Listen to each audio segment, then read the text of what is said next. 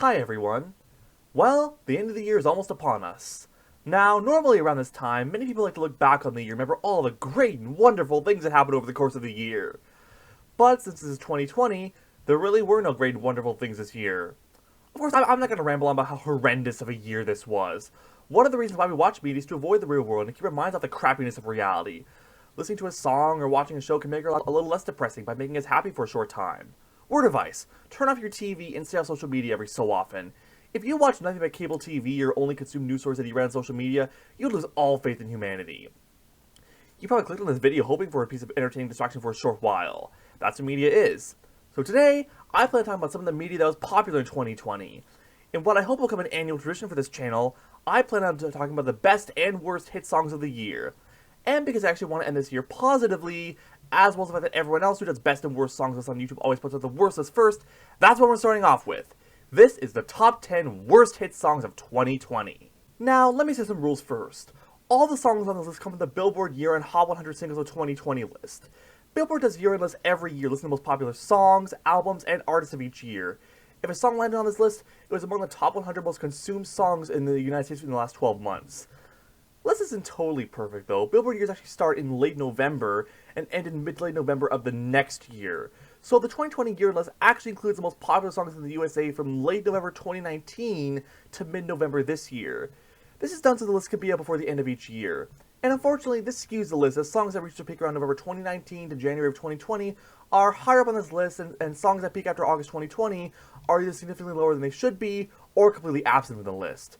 For this reason, songs like Lemonade by Internet Money and Gunna, Holy by Justin Bieber featuring Chance the Rapper, and Kings and Queens by Ava Max are absent from this list and will likely make the 2021 year list instead. This also means that there are a number of songs that peaked in mid to late 2019 that made this list. To remedy this, I'm going to do what Spectrum Pulse does in his best and worst hit songs list. I'm only including songs that debuted on the 2020 list. Because of that, songs that were also on the 2019 year-end list, like Circles by Post Malone, Someone You Love by Louis Capaldi, and Senorita by Shawn Mendes and Camila Cabello, are disqualified from appearing on my hit songs list for this year. I was also debating as to whether or not All I Want for Christmas Is You by Mariah Carey should be eligible for either list, given that it's a holiday song from 1994, it's like a chart well every single December, but I decided to allow it. If it makes a 2021 year list though, it will be eligible for that list. So, this is us with 91 eligible songs for we listen through and pick out the 10 worst of.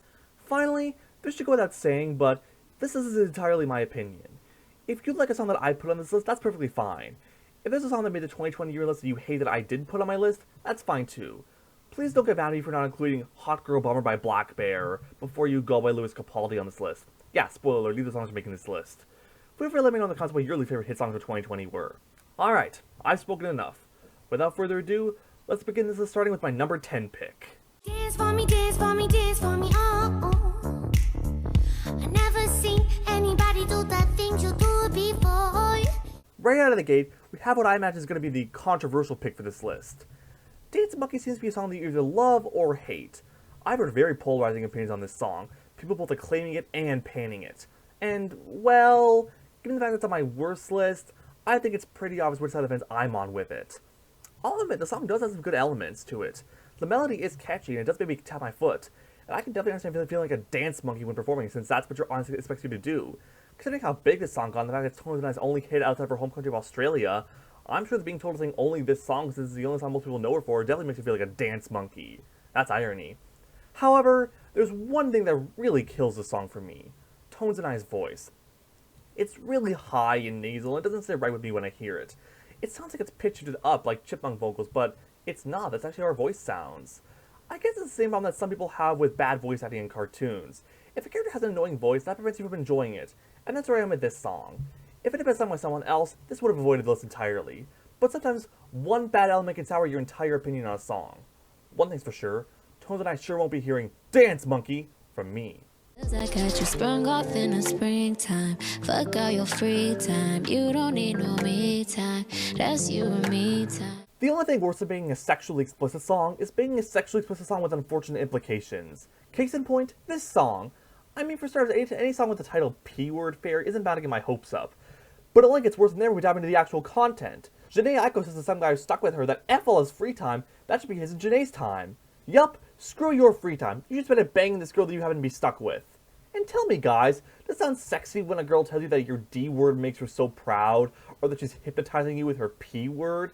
Seriously, this sounds like Jhené is demanding sex from this guy. You can't force someone to have sex with you, both sides need to consent. This isn't sexy or showcasing female empowerment. When male artists make songs like these, they usually get called out for being misogynist. Well, it works both ways. Can you imagine how much backlash a male artist would get if they made a song saying that a girl shouldn't have any free time and should spend all that time banging him? Maybe I'm overthinking it, but I can't deny these lyrics have some really bad, unfortunate implications in them. While this may not be the most sexually explicit song this year, I'll get to that song later on, it still makes me uncomfortable listening to it. The only reason the song isn't higher on the list is because Jhené actually is a pretty good singer, and the production is kind of pretty. I'm glad this is an R&B song rather than a trap song, because there already are way too many of those this year.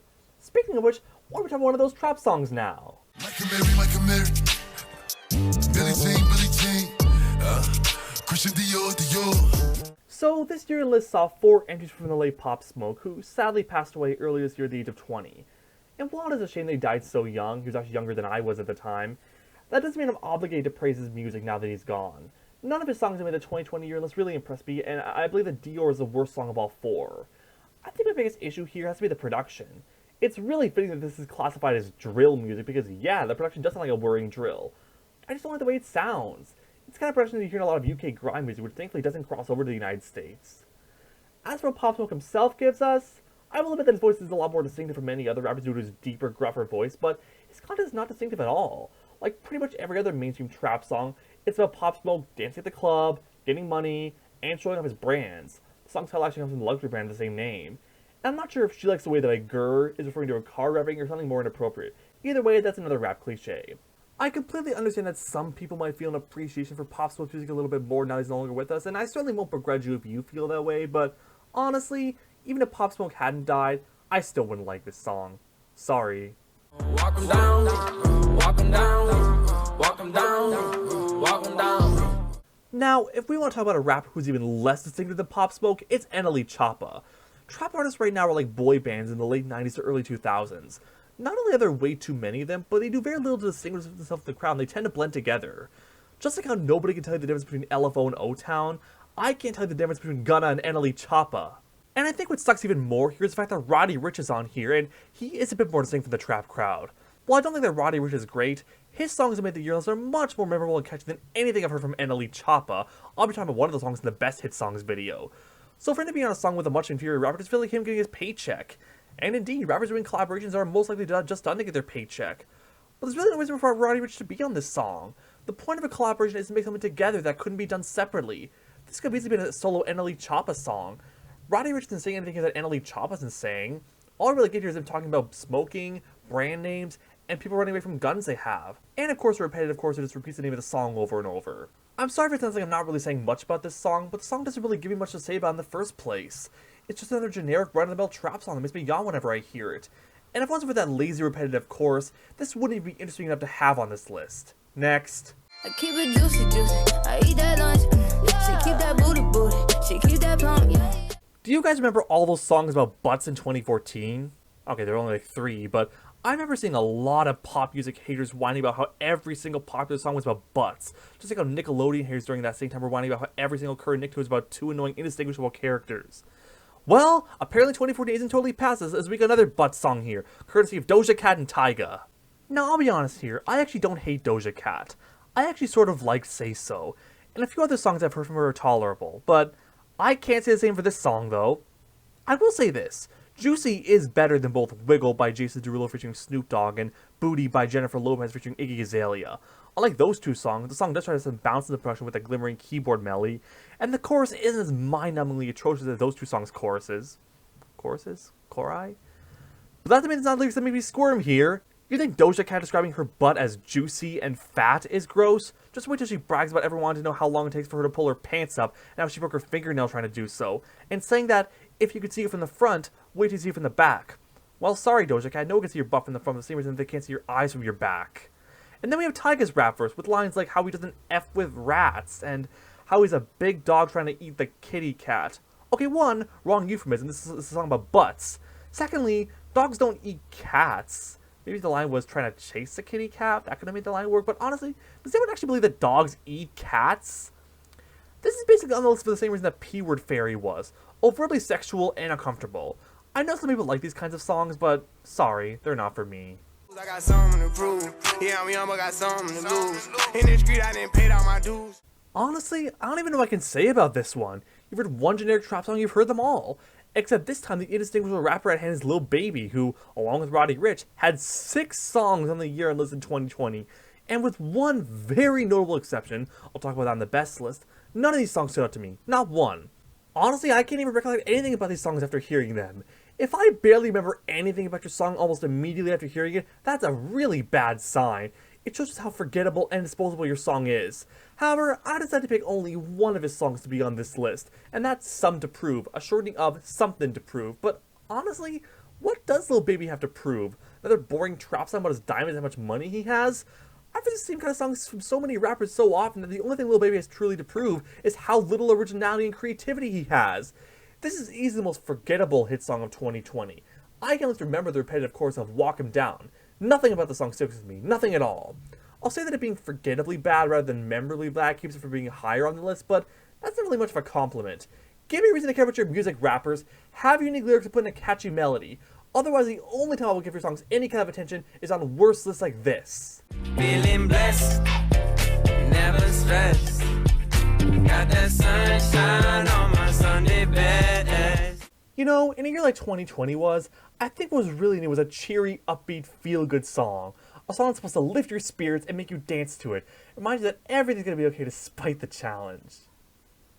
Too bad the attempt at that song failed miserably. Sunday Best is quite possibly the worst feel-good song I've ever heard. For starters, the melody is basically non-existent. There's barely any melody coming from the quiet piano playing throughout the song. On top of that, the song is so slow and off-kilter that it's basically impossible to derive any upbeat feeling from it. You can't even dance to this. A song sounding happy is kind of key to making an uplifting feel-good song, and this song can't even do that. If that wasn't enough, Forrest Frank here is barely even singing at all. His tone is completely flat. Feeling good, like I should. Went and took a walk around the neighborhood. Feeling blessed, never stressed. Got my sunshine on my Sunday best. Like, seriously, he sounds like he woke up to record that in the middle of the night. Did anyone even have for a second take here? You know, if you want to make a happy, cheery, feel-good song, you have to sound happy yourself. And this guy can't even do that. Absolutely nothing about Sunday Best inspired me to feel happy or cheers me up. It's almost like it was intentionally made to be as flat and unhappy as possible in an attempt for some sort of irony or bad juxtaposition. I get that there is a place for uplifting feel-good songs, especially in a year like 2020, but I'm sorry, this isn't it. If you want some examples of songs that actually put me in a good mood, just pick the best list. Working on a weekend like usual. Way off in the deep end like usual. You know, I've actually been willing to defend some Future songs. Despite being one of the pioneers of mumble rap, I've actually been willing to say that some of his songs aren't that bad. I actually sort of like the production and melody of his 2016 hit Wicked, and I actually think the dark tone of Mask Off actually works with the Tommy Butler sample. However, I can't muster up any defense for Life is Good. I mean, first off, Drake is here. Drake has been responsible for a lot of boring and dull trap music throughout the past 10 years. Songs like Started from the Bottom, Fake Love, and Nonstop remain some of the worst hit songs of their respective years. And unfortunately, Drake had to bring some of that here, along with a ripoff of Travis Scott's Sicko Mode. No, seriously, this song really does feel like a ripoff of Sicko Mode. It starts off with a slower beat with Drake rapping, and then the beat switches and the main artist on the song takes over. Unfortunately, this song didn't bring any of the elements that made Sicko Mode so good. Not only is Future nowhere near as melodic and charismatic as Travis Scott, but you can't even understand a single word he says. There is no way anyone could ever understand what he's saying without looking these lyrics up online. The production of Wicked or Mask Off might have made me forgive this in those songs, but here, we've got yet another boring trap beat. And the transition between Drake and Future's parts is basically non-existent. Not only does it feel jarring and brings the song to a screeching halt when it goes from Drake's part to Future's, but their individual parts don't mesh at all, and they honestly feel like two separate songs. I feel that they actually were meant to be two separate songs, but they decided to string them together for clout. Again, the point of a collaboration is to make something together that couldn't be done separately. A song should have more reason to be a collaboration other than getting more clout by working with another popular artist. Drake and Future don't rap together or play off each other, and the song is still boring and lacks much substance. Drake, you might be bored because you're working on the weekend like usual, but don't make us have to suffer from the same boredom too. Cops pulling up like I'm giving drugs. Nah. I'm a pop star, not a doctor. Wow, this is one of the very few DJ Khaled songs that only has one feature. And unfortunately, it's Drake again. Now, first up, I have no idea why DJ Khaled is even the lead artist here. This production, like so much trap production, is so lifeless and boring that I don't even know why DJ Khaled would even be proud to put his name on this. Even compared to other songs of his, like All I Do Is Win, I'm the One, and No Brainer, there's just nothing here. This could have been a Drake lead song. It certainly isn't the first Drake song with boring production that makes me want to fall asleep. See the last song I just talked about. But it seems I'm not the only one here who's falling asleep to this song. Drake is too. He sounds so completely monotone on that chorus that he also sounds like he's struggling to stay awake. Cops pulling up, blocking, giving drugs, oh nah nah, I'm a pop star, not a doctor. Okay, first up, Drake, you're a rapper, not a pop star. Secondly, could you sound any more bored? If you don't care enough about your own song, why should I? I'm not a fan of when rappers brag, but if you're gonna do it, at least sound like you actually care about your money and cars. But the sad thing is, I know he doesn't have to. He can sound as bored as he possibly could and his fans would still buy it. He himself says in the first verse that his Visa's platinum just like all his releases. It's almost like he's aware that his music doesn't sound entertaining in the slightest. It's gonna go platinum anyway, which I certainly don't doubt that. That's probably why the song peaked at number 3. And you probably will have a long life and a legendary one because your fans will just buy whatever you sell no matter how little effort you put into it. There are other songs on the 2020 year list that I think are boring and disposable, but none of them rub me the wrong way in the same way this song does. And that's a big factor as to why the song is so high up on this list. POPSTAR is easily the most boring song of 2020, and my rants about it here have already given it more attention than it deserves.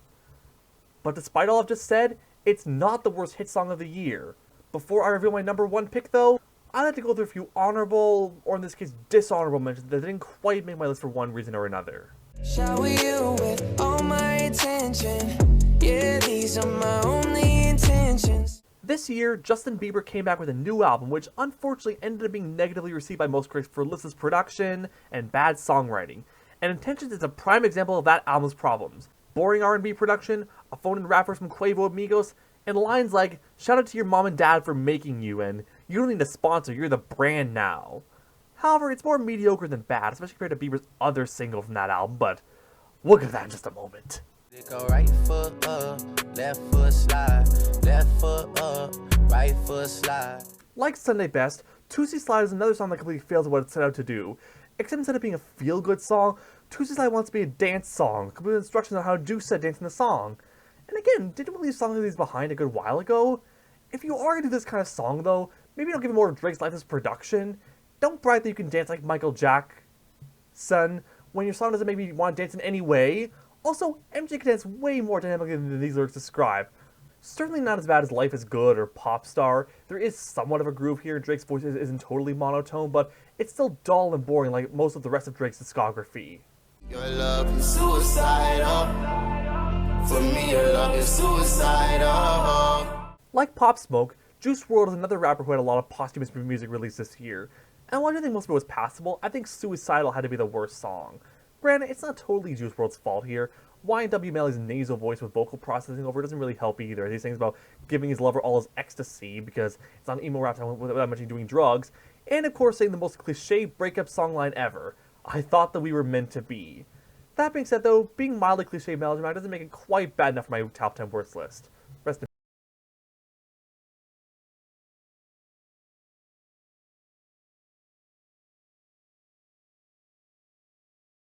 because there really isn't much I can say about it. It's another by-the-numbers trap song with all your typical trap cliches and questionable lines. My personal favorite is, they say you too piped up, but I think that I love you. I hope you're not going to do what I think you're going to do, Stay Solid Rocky. If someone's intoxicated, they don't have your consent. Add in Stay Solid Rocky's quivering, indistinct voice, and you get another bland, mediocre rap song. Bring a bucket and a mop for this wet ass pussy. Give me everything you got for this wet ass pussy. And here we have it, folks, the most sexually explicit song of the year. I don't even think I need to go into some of the sexually explicit lines here, I'm sure you've heard them enough. Then of course, tack on production that basically amounts to a repeated sample of some 90s rap song that no one's ever heard of, that could be maybe 3 minutes on GarageBand. I will say that Megan Thee Stallion's flow actually does save the song from being on the list, she actually is a really good rapper, and I kind of wish the song was entirely her without Cardi B. But as it is, the only version of the song I actually like is the Ben Shapiro version. Bring a bucket and a mop for this wet-ass P-word. Give me everything you've got for this wet-ass P-word. Yeah, no joke. I actually genuinely enjoy that better than the original song. Okay, now for the moment you've all been waiting for. It's time to reveal my pick for the #1 worst hit song of 2020 and... I think most of you already figured out what it is by this point. Yeah, you got that yummy, that yummy, that yummy, yummy. I mean, come on, was anyone even surprised by this? Ever since this song first dropped at the beginning of January, people were already calling it the worst song of the year. And 11 months later, it looked like they were right. I knew going into this list that this would be my number one pick from the get-go, and after listening through all 91 eligible songs from this list, I still stand by that. Not only is it easily the worst hit song of 2020, it is comfortably Justin Bieber's worst ever single, and possibly his worst ever song, but let's break this down a bit, shall we?